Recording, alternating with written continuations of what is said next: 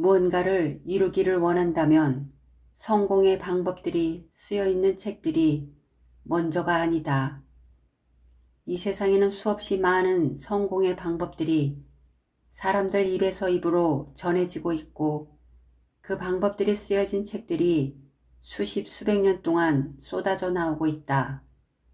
그러나 그런 책들을 읽었다 해도 모두 다 성공을 말하지 못하는 세상이다. 왜 그럴까? 나는 세상에 존재하는 수많은 성공의 방법들이 대부분 일리가 있고 그 방법들을 온전히 행하기만 한다면 뭔가를 이룰 수 있을 것이라고 생각한다. 하지만 소수의 사람 외에는 그런 책들을 통해 원하는 것을 이루는 사람들을 그리 많이 볼 수 없었다.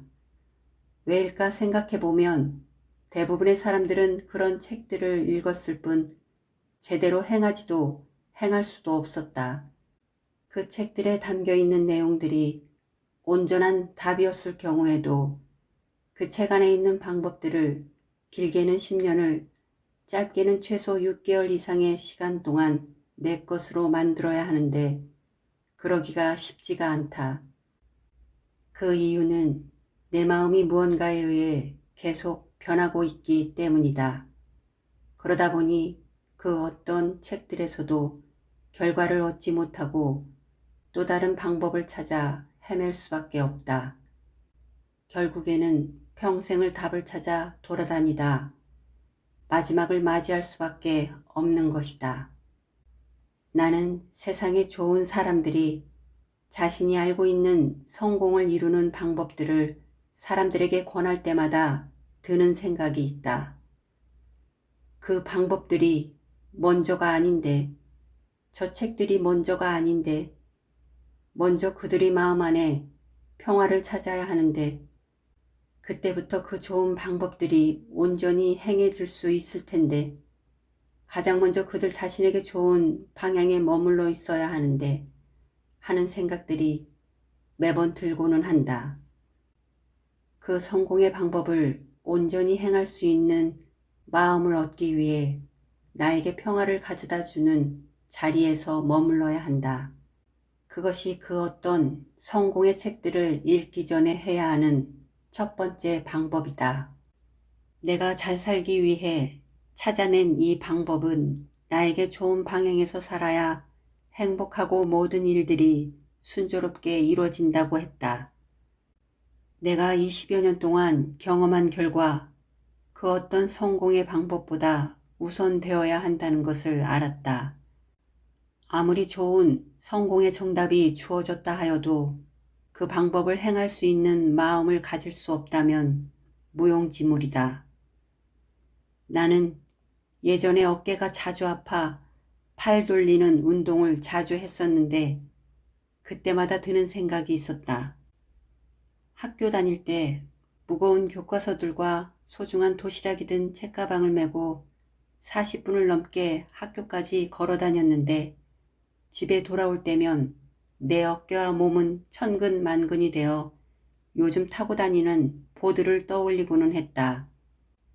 그런데 그때 내가 상상한 보드는 일반적인 보드가 아닌 아직도 존재하지 않는 최첨단 보드였다.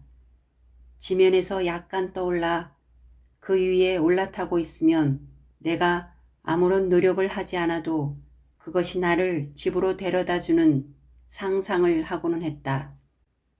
그만큼 초등학교 때부터 내 몸은 돌덩이를 어깨에 맨 것처럼 하교할 때마다 힘들어 했었다. 그러면서 또다시 드는 생각이 있었다. 나는 12년 동안 학교란 곳을 다녔지만 그곳에서 그렇게 많은 것을 배운 것 같지는 않다. 그만큼 나는 선생님들이 열정적으로 떠드는 소리도 제대로 들어본 적이 없고 내가 12년 동안 어깨에 메고 다닌 그 수많은 책들 안에 담겨진 내용들도 제대로 읽어본 적이 없다. 그렇게 쳐다도 안 볼 책들을 가방이 터지도록 채워놓고 12년 동안 어깨에 짊어지고 다녔다. 더 웃긴 것은 영어를 조금 더 알아보겠다고 내 귀중한 도시락보다 더 두꺼운 영어 사전을 그 무거운 가방 속에 넣고 다녔는데 한두 번 펼쳐보았을까 싶다. 내 어깨에 벌을 주고 있었나 보다. 그런데 나는 그때 공부란 것에 마음을 둘 수가 없었다. 내가 사랑인지도 기억할 수 없는 시간이었고 그때 누군가가 나에게 꿈이 무엇이냐고 물었다면 그조차 대답할 수 없는 아무것도 볼 수 없는 시간이었다. 내 앞날을 꿈꿀 수도 없는 시간 속에 갇혀있는 내가 공부 따위에 마음을 둘 수가 없었다. 그때 누군가가 나에게 그 무엇을 가르쳐 준다 해도 나는 아무것도 제대로 배울 수 없었을 것이다. 그러니까 내가 공부를 할 수 있는 마음을 지닐 수 없어서 결론은 공부를 못했다는 것이다. 물론 힘겨운 상황 속에서도 공부를 잘하는 사람은 얼마든지 있지만 나는 그런 사람이 아니었고 내가 머문 그곳이 내가 공부를 하려는 마음을 품을 수 있는 곳이 아니었다는 것이다. 그러니까 나에게 좋은 방향에서 머물러 있어야 무엇인가 배우려는 마음도 품을 수 있고 온 몸부림을 치며 노력하지 않아도 긍정적인 마음이 생겨나고 용서와 사랑의 기도를 할 수 있는 마음을 얻을 수 있고 나를 성공으로 이끌어줄 수 있는 나를 사랑하는 마음이 생겨난다는 것이다. 물론 내가 부자도 아니고 나보다 더 많은 것을 가진 사람들은 수없이 많이 존재하고 또한 시시때때로 부족한 것에 마음을 두고 더 많은 것을 바라기도 하고 매 순간 온전함을 느끼지는 않지만 나처럼 행복을 노래할 수 있는 사람이 얼마나 될까 싶은 생각이 가끔씩 들고는 한다. 그리고는 혼자 춤을 추기도 한다. 나는 28년을 나에게 안 좋은 방향에서 살다가 그 후 나에게 좋은 방향으로 이사와서 살았다. 그리고 지금의 남편과 결혼 후 힘겨운 경험을 해야 했기에 그랬겠지만 또다시 2년의 시간 동안 나에게 안 좋은 방향으로 이사가서 살다가 다시 나에게 좋은 방향으로 이사와서 그 뒤로 한 번도 나에게 안 좋은 방향에서 살지 않았다. 30여 년을 안 좋은 방향에서 살아본 나였기에 좋은 방향에서 살고 있다는 것이 얼마나 감사한 일인 줄 더더욱 알 수 있었다. 이 지구상에서 받을 수 있는 가장 큰 선물이 아닐까 하는 생각을 가끔씩 하기도 한다. 그 어떤 물질보다 그 어떤 성공보다 내 안의 평화와 감사와 사랑이 가장 큰 선물인데 내가 큰 선물을 받고 있었다.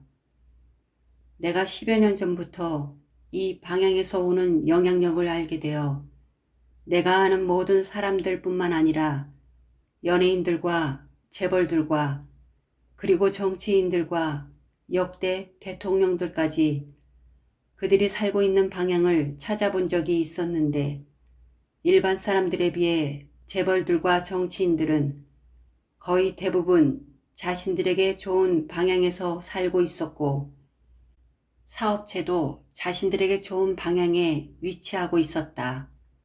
그러니까 그들은 자신들의 운이었는지 방향의 힘을 이미 사용하고 있었다. 그리고 주변에서 성공한 사람들이나 유난히 편안해 보이는 사람들을 보면 대부분 자신들에게 좋은 방향에서 살고 있었다. 이렇게 좋은 방향에서 오는 축복의 시간을 알고 싶다면, 기적을 만드는 사랑의 마음을 얻고 싶다면 빠른 시간 내에 이삿짐을 싸서 자신에게 좋은 방향으로 찾아가야 한다. 그것부터 시작이다.